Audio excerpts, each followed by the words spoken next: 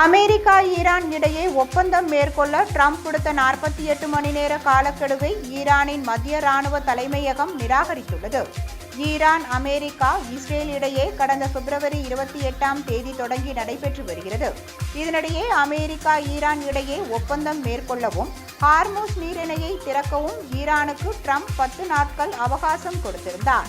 அந்த அவகாசம் முடிவடைய போகும் நிலையில் ஹார்முஸ் நீரிணையை 48 மணி நேரத்தில் திறக்காவிட்டால் ஈரான் மீது நரகம் கட்டவிழ்த்து விடப்படும் என அமெரிக்க அதிபர் ட்ரம்ப் எச்சரித்திருந்தார். இதுகுறித்து ஈரானின் மத்திய இராணுவ தலைமையகத்திலிருந்து ஜெனரல் அலி அப்துல்லாஹி அலியாபாதி வெளியிட்ட ஒரு அறிக்கையில், ட்ரம்பின் அச்சுறுத்தல் என்பது ஒரு பயனற்ற, பதற்றமான, நிலையற்ற மற்றும் முட்டாள்தனமான செயல் என தெரிவித்தார். மேலும் உங்களுக்காக நரகத்தின் வாயில் திறக்கப்படும் எனவும் அவர் அதில் குறிப்பிட்டுள்ளார்.